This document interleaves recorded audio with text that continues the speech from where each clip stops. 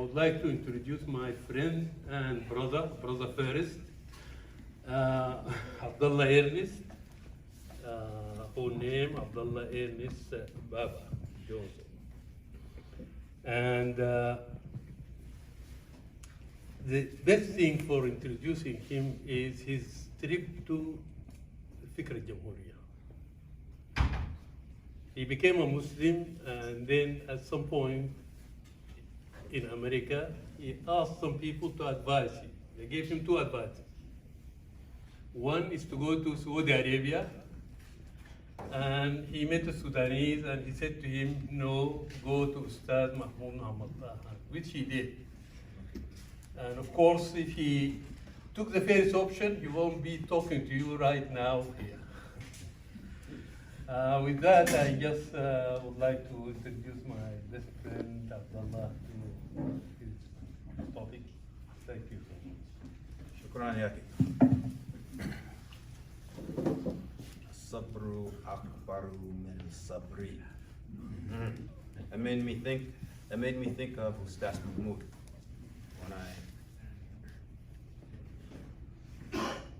when I came to know him, observing him over the 9 years I was in Sudan. He was with us for over eight of those 9 years I was in Sudan. So I started off saying from a Qasida, Sabru akbaru min sabri. When I think of sabr, I remember when we were in Bayt al-Akhwan, Alif, Ba, Jim, Dal, Ustadh used to sometimes give us exercises. One of the exercises that he gave us, going back to our homes after a long day's work, was he asked us the question, what is greater than sabr, than patience? We went back to our 4 houses and we discussed this issue for, I don't know, several days. And people had many different answers. And Ustadh informed us that what is beyond patience is contentment with Allah. Contentment with Allah. And when I used to stand in the zikr and watch Ustadh Mahmoud pretty much every evening that I was in Sudan, where Ustadh was outside of prison, we would have a zikr circle, and for about 45 minutes before the sunset. And I would stand very close to Ustadh Mahmoud in that circle. And one of the things that I remember about that was to look at him and to think, this is the personification of contentment. This man is content with Allah. And I had another thing that came to my mind when looking at him. I'll share with you. I used to say, he's super cool. That was kind of the words that came to me in English, super cool. And this had to do with the way he carried himself, humble, but with extreme dignity. He moved gracefully. He was always immaculate, dressed in white. The way he interacted with people, his compassion, his presence when he dealt with you. He gave you his full presence when he dealt with you. And I just said, in looking at him, standing next to him, that he's super cool. So I took away from my initial meetings with Ustadh Mahmoud a lot from his personality, how he carried himself. And then I gradually started to get into his thought. But I will just honestly tell you that I've never met a human being close to him before, not close. He handed me a couple of books when I first arrived, and they were pamphlets, and I read them, and I came back. And in his very present way, he asked me what I thought. And I told him immediately, I said, I think you're the truth that I came here looking for. And the first thing he said to me was, oh, but you can't know that for certain. Listen at that, man. You can't be certain of that. He said, the only way that you could become certain is to investigate and find whether we actually walk our talk. Live with us and see if we, in fact, are practicing what we're preaching. And I let him know my bags were at the door. I already was impressed enough to dedicate some time. I didn't initially think I would stay 8 years, but things happen. And I didn't have any better place to be, actually. So those were 8 and plus 1 after his execution of the best days of my life. Really feeling as if, as a person who was born a Christian and who was actually searching for insight into deen. I didn't use those words as a Christian, but I said I'm searching for answers. My grandmother was a preacher. And she told me, she said, focus on Jesus. She gave me a Bible with just the red print in it, the words and teachings of Jesus in red. Everything else is in black ink. And I just focused on that, trying to understand who was Jesus Christ, peace be upon him. And in that process, I started asking questions, and I didn't get enough answers to the questions that I asked. And so I continued to do the things that I did, and part of what I did was I've always been politically and socially active, at least since I left high school. And so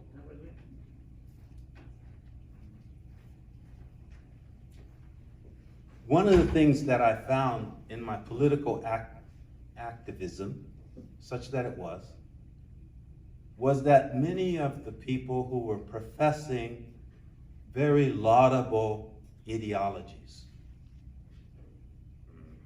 Black liberation, socialism, Marxism, Maoism, cultural nationalists, Black Muslims, many of the folks that I was observing and listening to, and in some case studying, I found there was a gap between their individual practice and what they were preaching. And that troubled me. And so for a while, because I didn't have the answers from Christianity that I was looking for, before I met Ustadh Mahmoud, I stepped back and started to focus on the politics. But I kept coming back to my own reality, which was I was not practicing what I was preaching. And so I realized that there had to be some type of methodology that God should make present to his creation. This was my thinking. It struck me that if we are to believe in a all-powerful, all-wise, all-compassionate Creator God, then at some point our Creator would need to make his revelation clear. And I didn't understand until I met Ustadh Mahmoud that creation is developmental. Prophets are instructed to speak to people according to their ability, their level of understanding. I met with Ustadh one time and asked him to explain to me this notion of a monotheistic trinity. Because, again, I came out of Christianity, and even though I explored many other religions, I never severed myself from Christianity, not from Christ. So I was interested, and here is a Muslim who has a pamphlet about the return of Christ, and who speaks about Judaism, Christianity, and Islam being a trinity. So I asked some brothers, and we had a conversation. I still wasn't clear. So I went to Ustadh Mahmoud, and in about 2 minutes, he explained it to me. He drew a triangle. He showed me that the base of the triangle was La ilaha illallah at different iterations, whether it be to Ibrahim or Noah or Moses or Jesus or Muhammad, peace be upon them all. Different codes, different messages. And then up the side of the triangle, you're moving towards infinity, towards Allah. And then he drew a line through the triangle and said, these are the prophets. Each of them came at a different time and in a different place with La ilaha illallah. Sayyidina Muhammad has brought it. He says after Christ, but we have to ask ourselves the question. And this is a question I had never asked myself, but I was so happy that he brought it up. And that was, why after the lofty teachings of Jesus Christ would we need another prophet? Why after a prophet comes to earth teaching, love thy neighbor as thyself, love thy God with all thy heart, with all thy soul, with all thy mind, love those who despitefully use you, and all these teachings of Christ, right?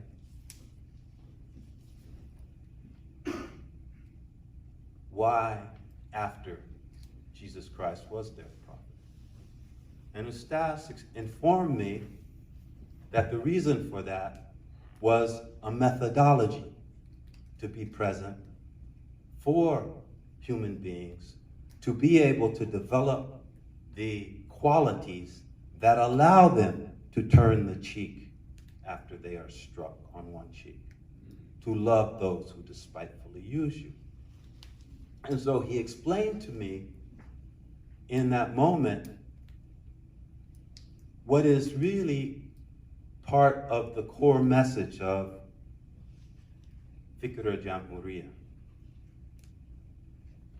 And you know the history of it, how it evolves over time from a political movement until a deep, insightful understanding of the Quran, which realizes that the Quran is two clear messages. And this is an important point that I'd like to speak to.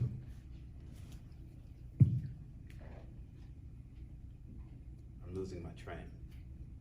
But the Quran, in its first message, also comes after Christ. But it has to establish itself in the community in which it's revealed. And so in the first message, based mainly on the verses revealed from Medina, we see a different standard. You know that standard. It's been pointed out. First, in Mecca, Muslims are told that there's no compulsion in religion. Just teach them the truth and leave the rest to God. And then in Medina, they are told, take the sword, spread the religion of God, right? Fight until the way of God is open. And so these are two levels. You could consider them to be contradictions, or you can understand that they're two distinct levels. The first level was what people were capable of in the 7th century. Not only were problems solved there using violence and war, that was the typical way that people solved problems in Arabia and throughout the world. but also in terms of the revelations to women that a man could marry 4 wives. There's some scholarship that says, well, that was because there was an excess of men. That's true because they were killing each other off. But there was another reason, and that was that Islam was taking root in this transitional stage. And so it said, marry 1, 2, 3, up to 4, but treat them equally. And of course, at the time, based upon the capacity of the people at the time, equality meant giving the same material things and spending the same amount of time with each woman. But the Quran also comes back and says in another verse, you cannot treat them fairly. And you take the 2 verses together, as Ustadh does in his argument, and it clearly shows that the original teaching was to teach fairly, but the people were not ready for that teaching, and so they were given a transitional stage, which was marry up to 4 and treat them as well as you can. And this point, I think, manifests itself in different places in Islam, but in the basics of what we consider to be Islam. If we think about zakat, we know that a person is to give a portion of their wealth. We also know that Sayyidina Muhammad did not take from zakat, nor did he pay into it. We also know that his standard of living was different than the standard of living that he imposed upon the Muslims of the first century. This gets to this methodology we're talking about. The Prophet's standard of living was one that we really could say is much closer to socialism than it was to capitalism.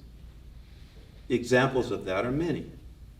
One of the clearest examples is where the Holy Prophet was about to start to pray. He raised his hands. The other Muslims behind him raised their hands, and then he walked away from the prayer and went home. He came back sometime later and continued to pray. After the prayer, some of his companions asked him, what happened? We've never seen you do that before. And he explained to them what? That he had left a small amount of money, a dinar, at home. He had it stored. And he didn't want to face his God storing any money. Why? Because his code was to depend completely on Allah. There's other examples when people would come to visit him. This is the difference between the Holy Prophet and Rasul. The Holy Prophet and his relationship to God, Rasul and his relationship to the people of the 7th century. The Holy Prophet did not store food in his home. Guests came to his house. He asked Aisha to go and get some food for the guests, and you know the story. She came back, said there's nothing there. He sends her back and sends her back, and she finally comes back with a nabak. That's all he has in his home. And he says, cut that up and share it with our guests. Because he didn't store food, he didn't store wealth, he depended completely on God. That standard is the standard that Ustadh Mahmoud is saying represents Islam in its highest iteration. Because you know we have Islam, and then we have Iman, and then we have Ihsan. And Ustadh is saying Islam in its first stage is elementary. It's, I say, La ilaha illallah, Muhammad Rasulullah, and I become a Muslim. That's with my tongue. But there's a level of Islam that Ustadh talks about, which is above Ihsan. It's above certainty. He talks about 3 levels of certainty and then a 7th level, which is Islam. And that's the Islam that Allah had to be talking about when he said, on this day I perfected my religion onto you and perfected my grace onto you, and I call it religion Islam. He wasn't talking about Islam with the tongue. So this notion that of Ustadh identifying this purpose for the Prophet and the special quality of the Prophet Muhammad, peace be upon him, which was that he lived according to a different code. And what Ustadh Mahmoud is saying is, those verses that governed his life, primarily revealed in Mecca, can serve as the basis of Islamic law. This is why if you say, oh, I haven't heard of this and I haven't heard of that, and well, no, you haven't. Because what we've heard for the last 1,400 years is interpretations based upon the first message of Islam. You have the first message codified in the Quran, and then you have interpretations of that message by various different scholars over the last 1,400 years. And they're not mentioning democracy. They're not mentioning the other term that I forgot that came up, but they're not mentioning terms that Ustadh Mahmoud is talking about today, Jamhuriyeen or terms like that. No. What's being articulated is if we look carefully, we see two levels existing at the time of the Holy Prophet Muhammad, clear in his prayer. He didn't pray 5 times a day. He prayed the night prayer as obligatory upon himself and didn't allow other Muslims to pray it when they tried. He fasted different. Siyam Samadi. Things that he did were distinctly different. And if we think of Ustadh Mahmoud's clarity when he says that that had to do with his relationship to God, that is the essential, original code of Islam, and then understand that what followed when people during that time were not able to live up to that code was the transitional code of Islam. Well, that sounds preposterous at one level, right? How are we now going to change from one code of Islam to another? Well, we did it in the beginning. We abrogated Mecca in order to implement Medina. Why not abrogate Medina to implement the original verses of the Quran? That's all Ustadh Mahmoud is saying. And there's a logic behind it. Ustadh says this. If that isn't the case, we'd have to believe that the highest principles of Islam were revealed only for 13 years. Then they were abrogated, right, for the rest of time. Think about that. God in his wisdom created a religion where the highest principles of the religion were only revealed for 13 years. And then after that, we get transitional, subsidiary codes which were to follow for the rest of time. What would that say? I think that has led some current Islamic scholars to talk about the best days of Islam being in the past, in those first 13 years, or sometime, or during the life of the Holy Prophet Muhammad. But think about that for a second. If the best days of Islam are in the past, then what do we have to live for other than heaven? Why worry about the revolution in Sudan? Why worry about how the Muslim brothers are doing what they have always done, right? Looking out for themselves, misrepresenting themselves as both Muslims and brothers. We should expect it. So, I mean, my thinking over time has come to the point where I believe in Ustadh Mahmoud's teachings. And one of the reasons I believe in it is because they're not merely addressing Muslims. They do that. They resolve what is the primary dilemma of Islam today, which is how is it going to be applied in the 21st century? That is a dilemma. Because if anybody thinks it's going to be applied by jihad in this world right now, they're living in a make-believe pastime. That is not going to happen. So, not only is it addressing the issues of the primary dilemma in Islam right now, but it's doing it in a way that is comprehensive and, as the brothers were saying earlier, based upon the Quran and Hadith. And this is very important because we have scholars throughout the Muslim world. We have some people with some very good ideas. But Ustadh Mahmoud just doesn't have a very good idea. He is saying the Quran was revealed to Sayyidina Muhammad with two messages. And he talks about everything is mathani, and that there's verses to support that. Kulu shayin khalaqna zawjayn la'alakum nazakarun. Allahu nanzala asra hadith kitaban mutashabihan. Asan hadith kitaban mutashabihan mathani. Is that it? So this notion that there are, in fact, two messages should be something that people really should take a moment to investigate and entertain. That's in the context of Islam. But I even step back. In the context of monotheism, Islam comes after Judaism and Christianity. Just as Christianity informs Judaism, even though many Jews do not accept it to do so, it clearly does, and Christ clearly said that he did not come to destroy Judaism, but to fulfill it. Islam comes after Christianity. So just as Christianity informs and gives perspective on Judaism, Islam informs and gives perspective on Christianity.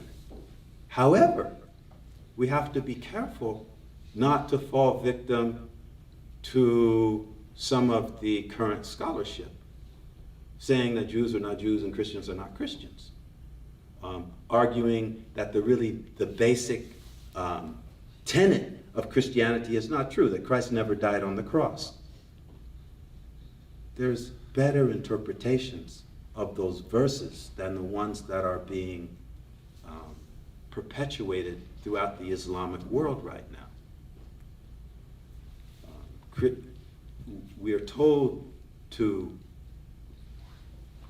believe in the books and to not harm people of the books, right? For a reason, because that is monotheism. That is a rudimentary stage of La ilaha illallah. That is a rudimentary stage of Islam, just like Sayyidina Ibrahim was the first Muslim. Well, he wasn't a Muslim following Sayyidina Muhammad. What kind of Muslim was he? He was a Muslim because he was completely submitted to the will of God. We know the stories. They threw him into fire. The angel Gabriel comes to him and says, "Take my hand." What does he say? "Who are you?" He says, "Gabriel." Who sent you? "Allah." He said, "If Allah knows I'm here, why would I need to take your hand?" This is a Muslim, a person whose will is completely submitted to Allah. That's a different level of Islam, and that's the level of Islam that Ustadh Mahmoud's talking about. And then he goes further, as the brothers were talking about, and he elaborates an entire structure to create a good society, a healthy community. So as you have a methodology that can allow people to become more harmonized and more enlightened and mentally and spiritually healthier, he also focuses on what's very important, which is to make sure that the community supports that growth. And that was the three equalities that were talked about earlier: economic equality, socialism, but not Marxism; political equality, democracy, but not this mess in this country, with the two parties, and people who profess freedom but cannot define it. Ustadh Mahmoud defines freedom, just like he defines everything else. But he says, and it was said earlier, it's to think what you want, say what you think, do what you say, with the provision what you say and think doesn't harm other people. But he also says it's to take responsibility for your actions and the consequences of your actions. A free person takes responsibility for their actions and the consequences of their actions. So what we're seeing now is a long way from that. Ustadh Mahmoud also has a discourse on Western democracy, where he talks about how it's compromised by capitalism. and we end up with the best democracy that money can buy. We end up with a system where people with money can influence the outcomes. And if you don't have enough money, you cannot even run for office. And if you have enough money, you can enter the race late and flood this country with ads and overtake many of the other candidates who are more popular than you with the general population. That's happening right now. That's not democracy. That's the contamination of democracy with capitalism. Democracy really is about exercising freedom in a responsible way to self-govern yourself as you're not harming others. That's what it is. That's not what we see. So Ustadh Mahmoud's ideas, I think, are useful specifically for Muslims. They also, for monotheists, they're quite useful. And I also think for the world, they're quite useful. Because when he talks about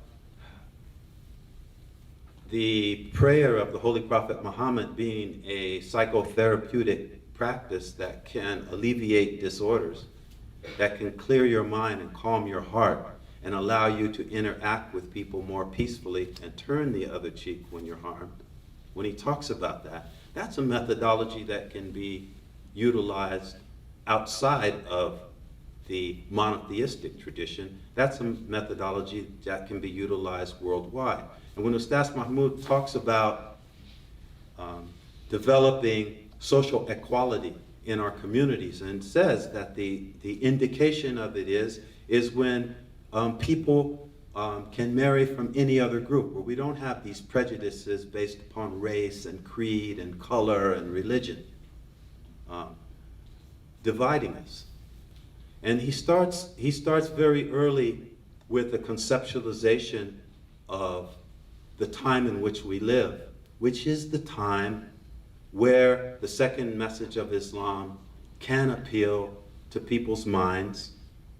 It is not a doctrine that they have to follow. It would be in the context of a society that's governed by a constitution.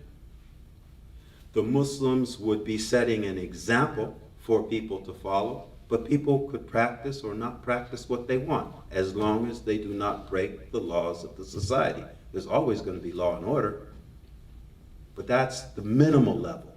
We should be hoping to live far above that.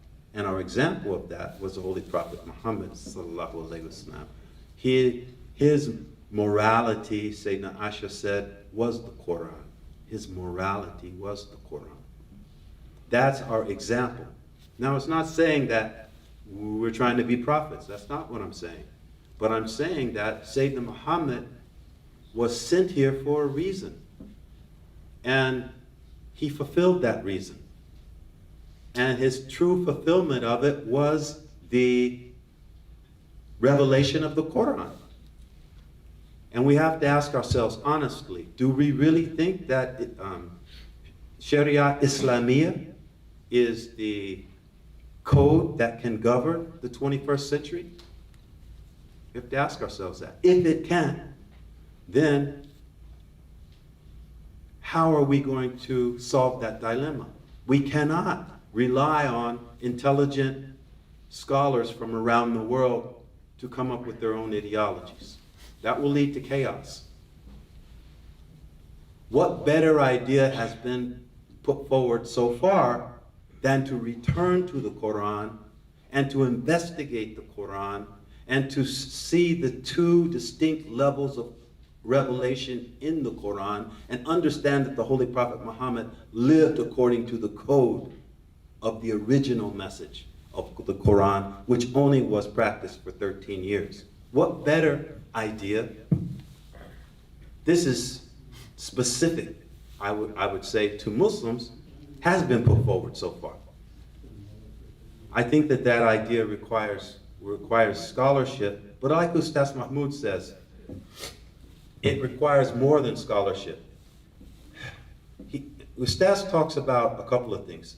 One is he wants people to be really clear on and understanding that there's a difference between Islam and the interpretation of scholars. Those are two distinctly different things. We have to really get clear on that point, right?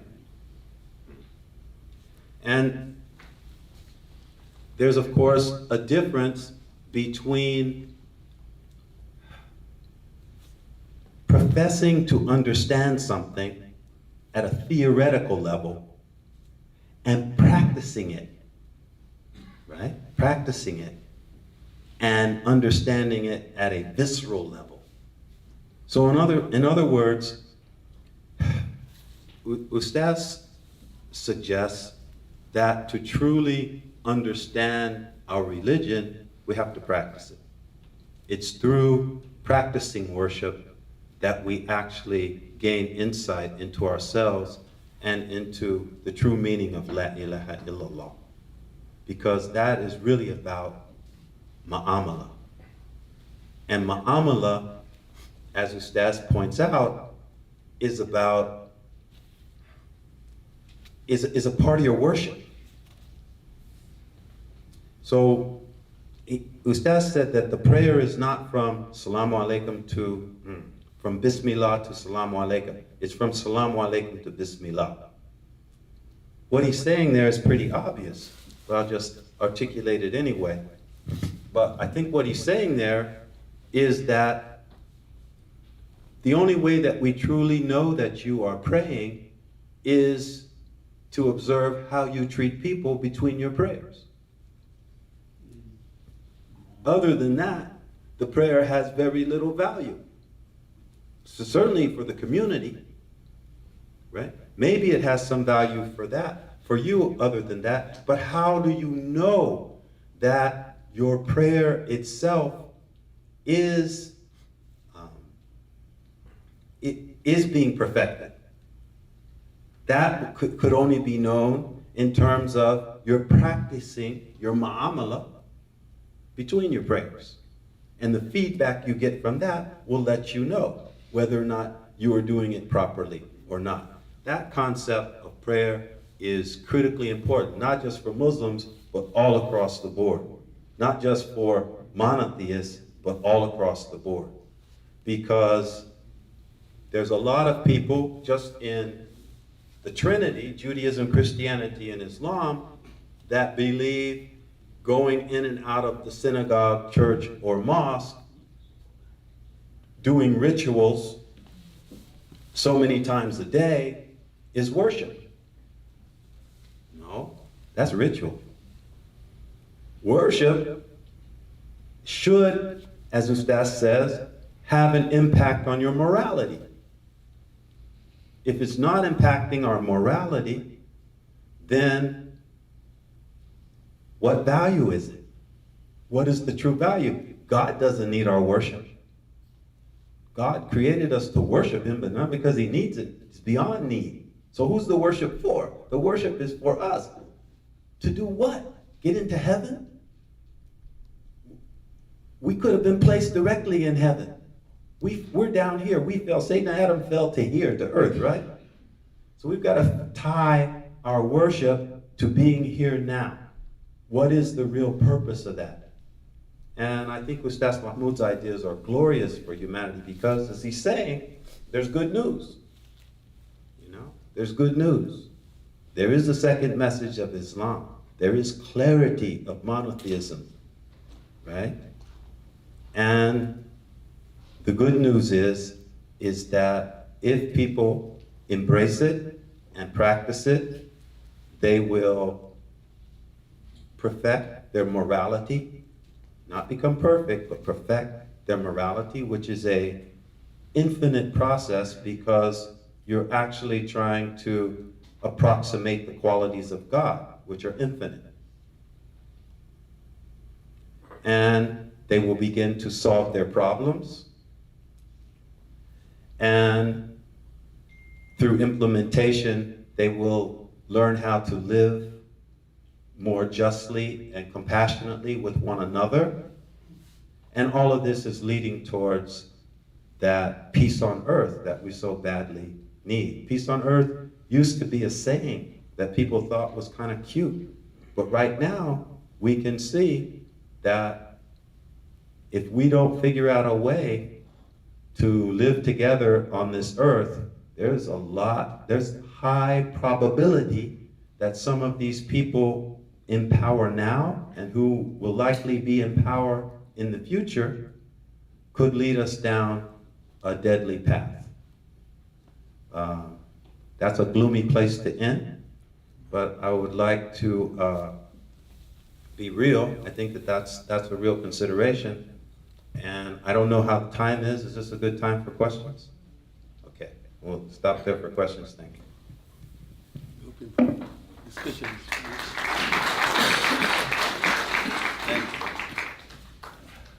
Please, when you ask your question, let us know about you too. So introduce yourself and ask the question, please. Thank you. Thank you very much for sharing your experience with us in regard to the Al-Fikr Jamhuriya and how you came to know it and embrace it, and a very good presentation. I can see where you came from and how you ended up.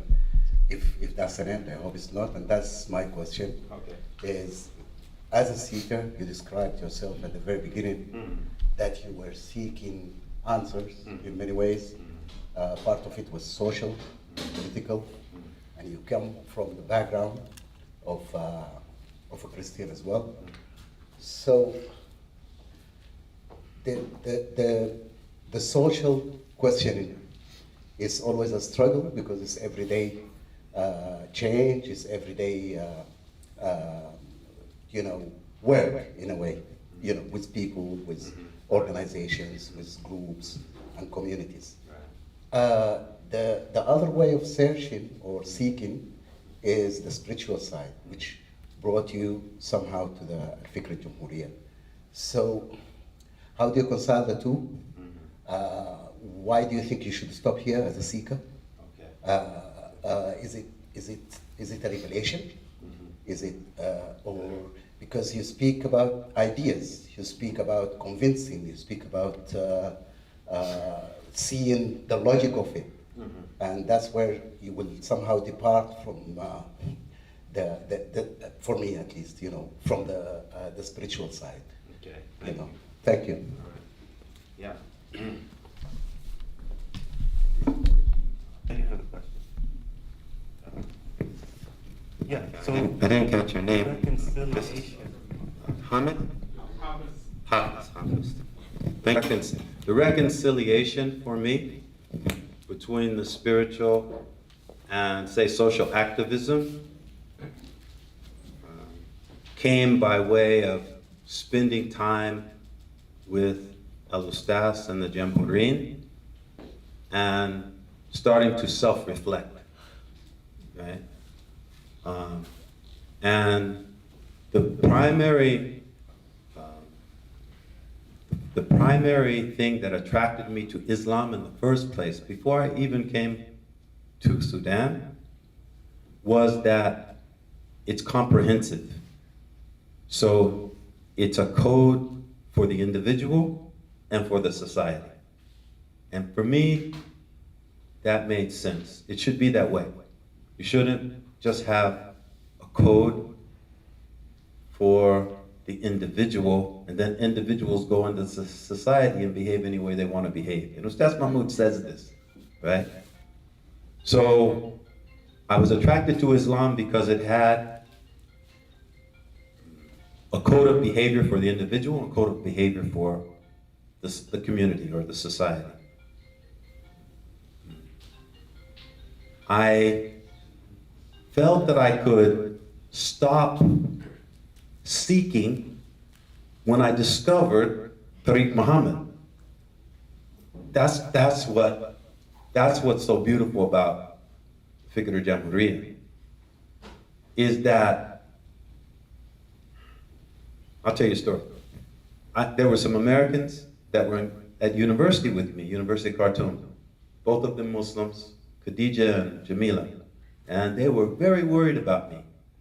And they said, I can't believe, brother, that you came all the way over to Sudan to get into a cult we're really worried about you. We understand there's only a couple hundred people following this teacher, and what are you thinking?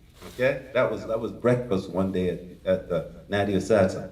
So I thought about their question, and I could see on the surface why they were asking the question.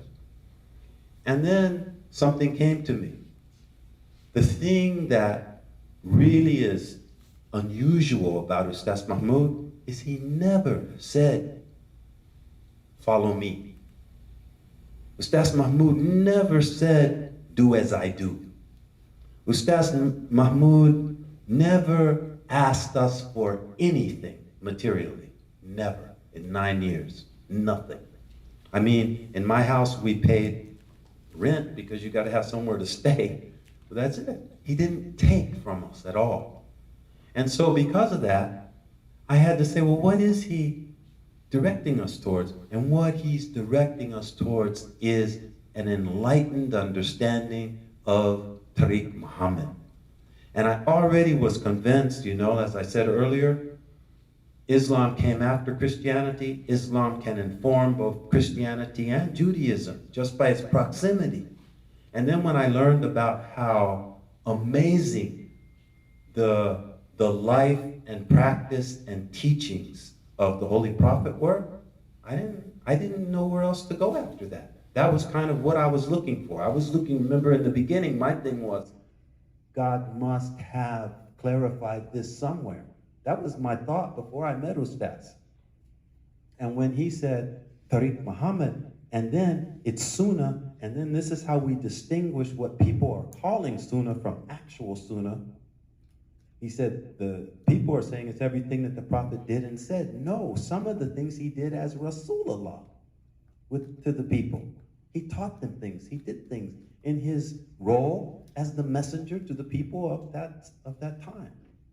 And then there's his personal behavior. That's the Sunnah that Ustadh was illuminating, and in that is his worship, and in that is his mu'amala, and in that is many of his teachings. And I just have not found anything more comprehensive and more clear.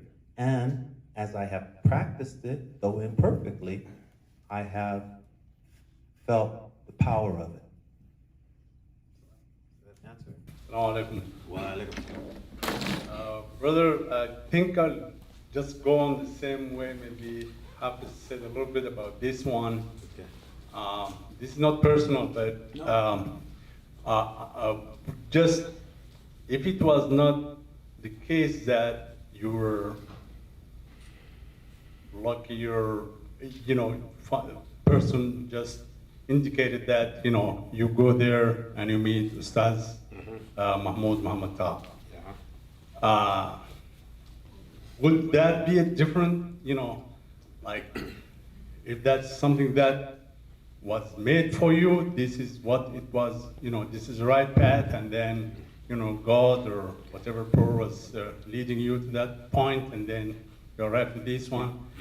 Or in another way, what are other things that you measured, just continuing being a Muslim in the first place, and being a follower or a tilmiz for Ustadh Mahmoud Mohammed Taha, for that matter, because there are so many people who are not Muslims in the first place. Yeah. There are people who are Muslims and who would never meet Ustadh Mahmoud Mohammed Taha. Right. And there are so many other ways of doing good things. So just, from your thoughts and from your understanding, how do you see this? Yeah. Thank you. There's two, I could hardly contain myself with that. I love that question. My name is Kamal. Kamal, shukran jazil. I hope I can answer that question, Kamal. Yeah, I hope I can answer that question. That's a great question. 2 parts to it, right? I hope I can remember the second part. What was the second part? How? Before. Okay, maybe it'll come to me. Yeah, so, right, that's a good question. But here's a story. I tell this story. Some of you have heard it. When I first got to Beit al-Ustadh, to the Jamboree, this is August of '77, I got a job teaching at Ahliya High Secondary School. And one day, a student approached me after class. He wasn't my student. I was teaching different grade. He approached me and he said, "Are you following Mahmoud?" Whatever he said. And I said, "Yeah, Mahmoud Mohammed Taha." He said, "Yeah." He said, "Well, he's not a good Muslim." I said, "Well, who says so?" Oh, he said, "Everybody knows that." I said, "Well, I have a different opinion than everybody. How do you know he doesn't?" He said, "Oh, my uncle is really, knowledgeable of Islam. He says that Mahmoud Mohammed Taha doesn't practice true Islam." I said, "Oh." So I said, "Well, maybe I should talk to your uncle." And so he said, "Okay, I'll arrange something." So he came back to me a little later and he said, "My uncle is willing to meet with you." I said, "Well, what's his name?" He said, "Oh, Hassan Tarabi." I said, "Oh, okay." The name meant nothing to me, right? I was new to Sudan. I had only maybe been in Sudan maybe 4 months at that time. I didn't know who he was.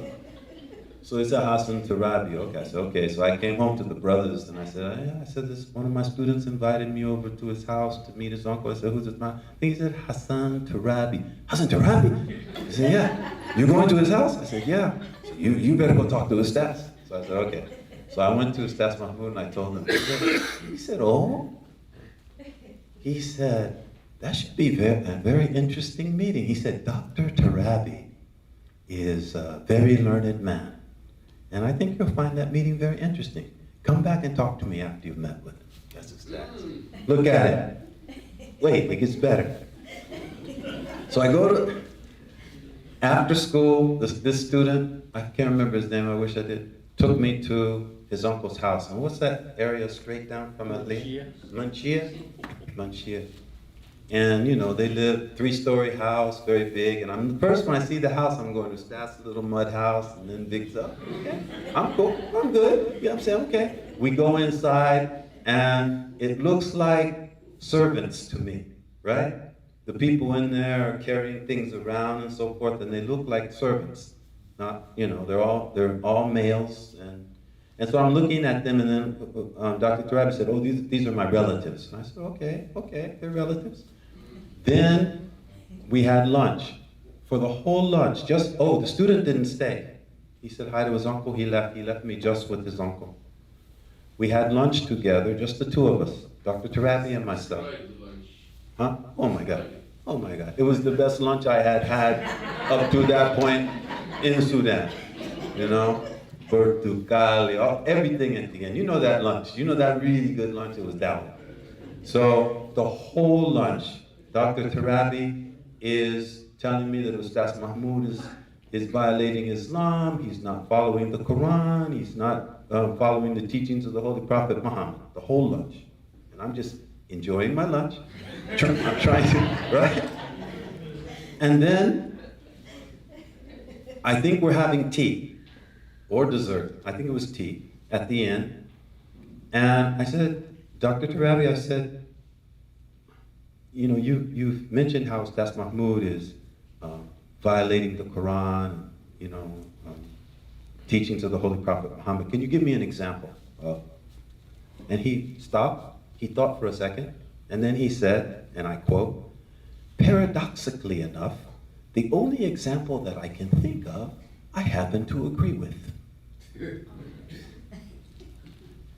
And I was waiting, for another example, right? I want to think of another one, because you've been talking to me for like 40 minutes. And you've told me that this man's not a Muslim, he's violating the Quran, he's not, okay, nothing. So, I finished the tea, I say goodbye, I went back and it was time for zikr. And just before zikr, I went into his staff and he was alone in his room. "Oh, done." He said, "How was your meeting with Dr. Tarabi?" I said, "Oh, staff," and I told him, right, everything. He said, "And what did you think?" And I said, "I think he's a hypocrite." That's what I said.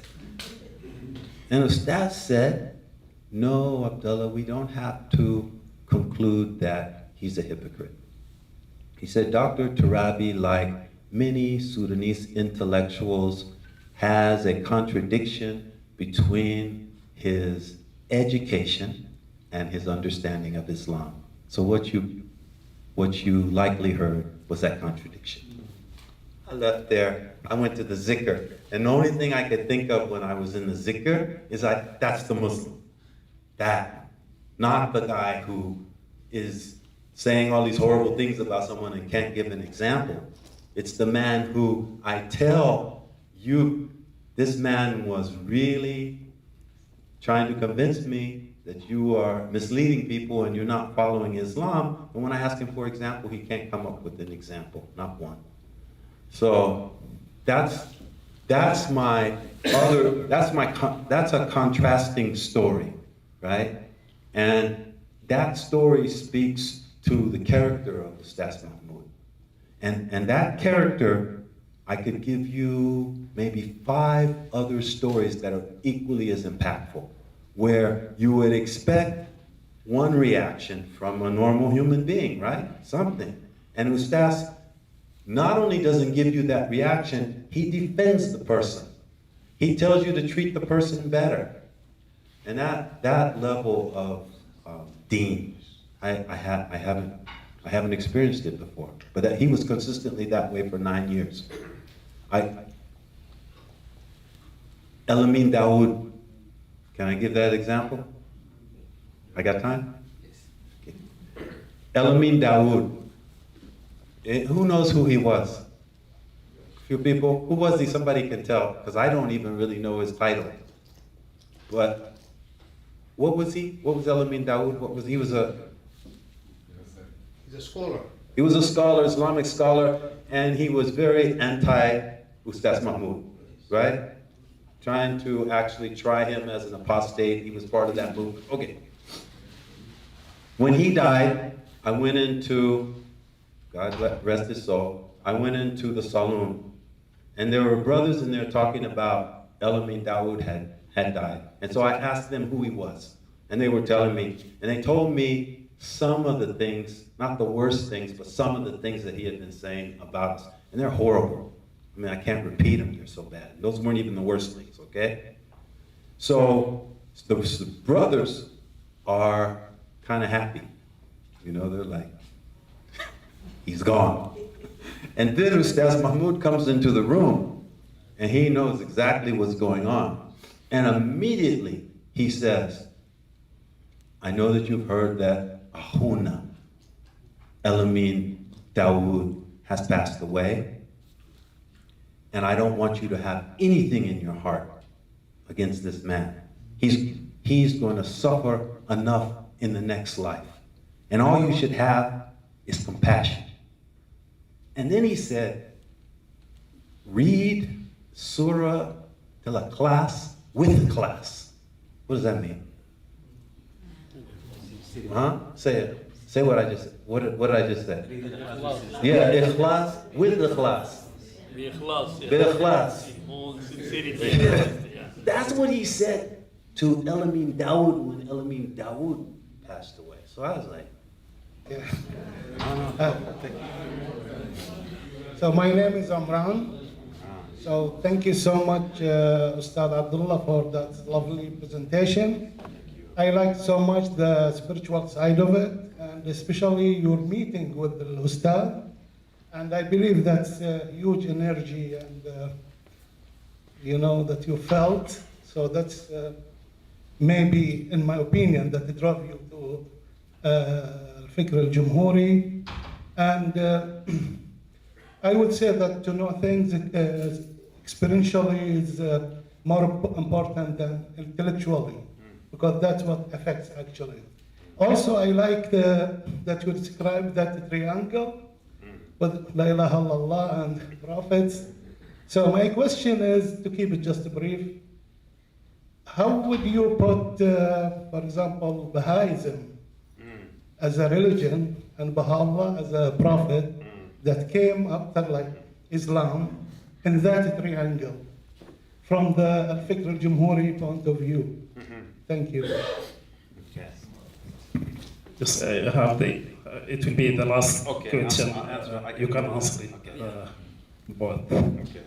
Thank you for the presentation that you made, and we got a lot of knowledge about your understanding of Islam and al-Fikr al-Jamhuriyya. Earlier, you talked about that we have a dilemma in the Islamic world because we cannot translate Islam in a good way. But in fact, the whole world now is in dilemma. And yesterday I was listening to Colonel West. He said that we are living in a market-driven society, impacted by new liberal capitalism, since we don't have reforms in the area of religion and politics.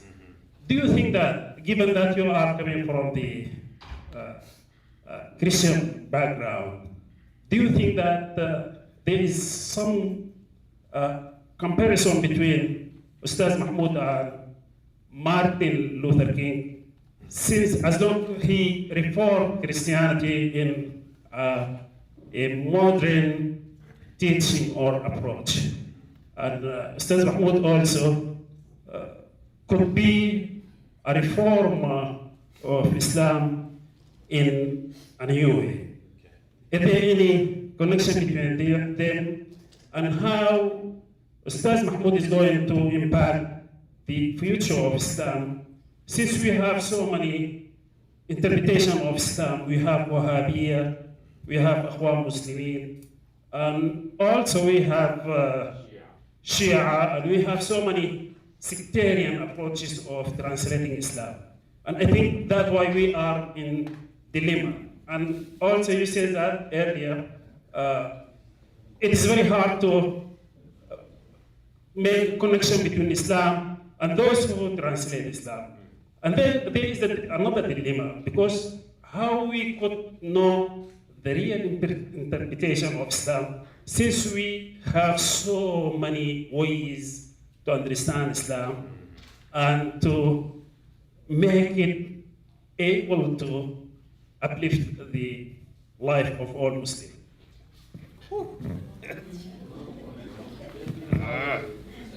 Okay, I'm gonna start with the Baha'u'llah question. I hope I can come to that one. Whoa, yeah. Baha'u'llah. I will first say, I love the Baha'i. I really do. Just the way they are, the way they interact with each other. I actually visited Baha'i temples when I was in Hawaii before I became a Muslim. And I have students who are Baha'i. I've had several students who are Baha'i. And one now invited me to a service maybe 3 weeks ago on a Friday. She does it at her home. I didn't go, but I would have if I was free. So I think in terms of their worship, in terms of their ma'amala with one another and with other people who are not Baha'i, they set a divine example. They're wonderful, wonderful. My thinking, and I believe this is consistent with Fikr al-Jamhuriyya, is that, and I didn't hear this from Ustadh, I heard it actually in a conversation with one of the brothers, so maybe I'll be corrected. But the notion is that Baha'u'llah comes after Sayyidina Muhammad. And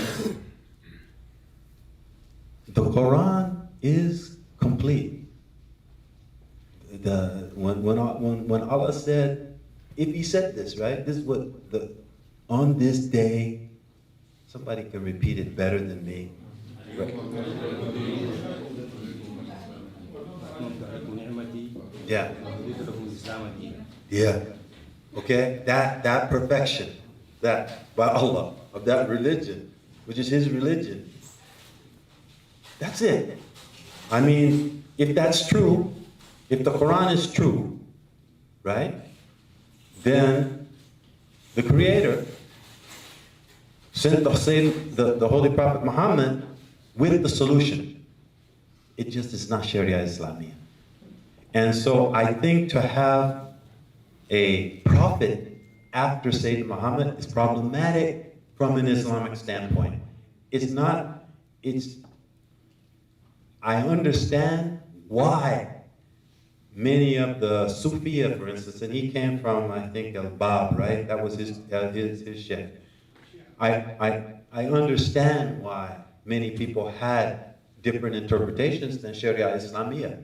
They're sound, it's good. I don't think that was a problem. But going as far as to declare prophethood, I think that's where the only problem is with the Baha'i. That's it. That's my thinking. Okay. In terms of the other question, where to start with that one? One of the things, and help me with your question, because I remember one part, I might not remember everything, but I'm going to start with the Dr. King part. Is that okay? Yeah. Ustadh Mahmoud says both of them were trying to make reform for Christianity and Islam. Right. Good. Yeah, Martin Luther King Jr. Martin Luther or Martin Luther King Jr.? Martin Luther. Oh, okay, I'm glad we clarified that. Right. Okay. Yeah, that's a...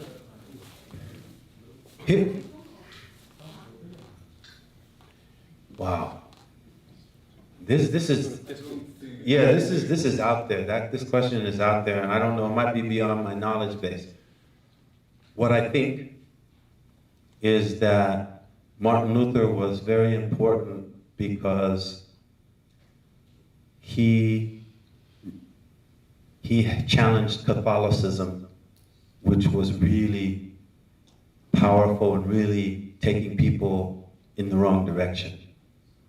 And so Protestantism, challenging that and telling people they could interpret for themselves, they could use their own brain, they didn't have to have a clergy telling them, because that whole idea of somebody else pardoning you and you not working to be pardoned yourself is very problematic. And so that was the value of the Protestant movement. And so I think that certainly what we're talking about with Ustadh Mahmoud is something that revolutionary. It's certainly revolutionary what he's doing. But I would say, in a sense, because, and again it goes back to Tariq Muhammad. I mean, I have a simple mind, and my answers keep repeating themselves, right? But I believe because Tariq Fikr Jamhuriya is the way out of our dilemma. And this was the other part of your question. Not just for Muslims. It's the way out for human beings. Bini Adam. Now, it's going to be something that's going to have to happen over time, because some people will be practicing, and some people, Islam, Tariq Muhammad, and they'll be practicing at different levels of perfection, and other people will be having their own worship or no worship at all, and still being moral, right? But I agree with you that the world is in a dilemma. That's obvious just from what just happened with Iran and the man occupying the White House. Yeah. The world is in a dilemma.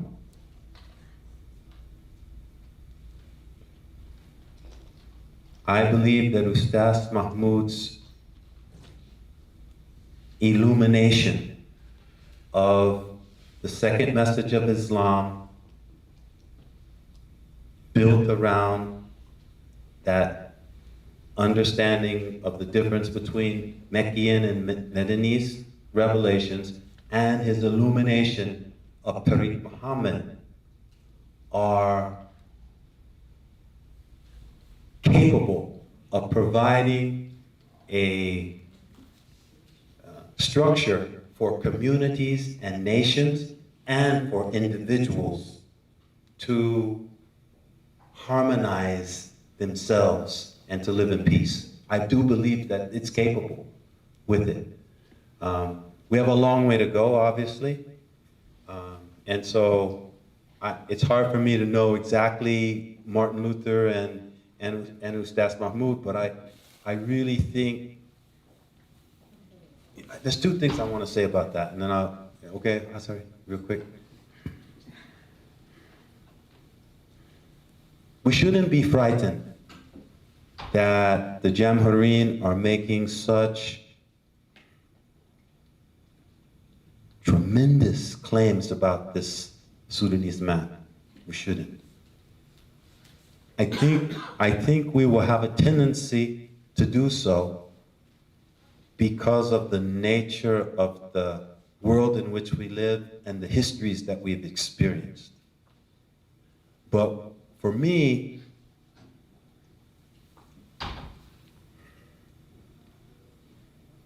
I answer the question, and you didn't ask this question, but it came to my mind. How does an ideology like this come out of Sudan? A man from Sudan? It's not your question, but... And my question is, why should it not? If we really understand a little bit about history. And that's the last thing I will say about Ustadh Mahmoud. He was a very proud black man. This is another thing. He was very proud to be an African. And that was another thing that attracted me to him, right? Is that he said in a conversation one time, he was talking about the British, and he said it, but they're not our teachers. No, they're not our teachers. No, we were cultured. He didn't say this, but this is how I understood it. We were cultured, right? And engaged in intellectual knowledge before they were. They're not our teachers. That's kind of what I heard him say. So I just will end there. I hope it didn't. Thank you for the question.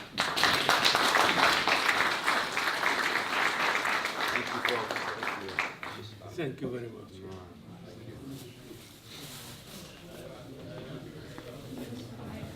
طيب الشكر الجزيل لكم جميعا لحضوركم من قريب ومن بعيد الناس الجوا من ريشموند. وحقيقة أنا بحيي عبركم الشعب السوداني العملاق، الشعب الذي آمن به الأستاذ محمود وضحى بحياته من أجله. الشكر لكم مرة ثانية، وإن شاء الله نلتقي في مناسبات أكثر وأكثر.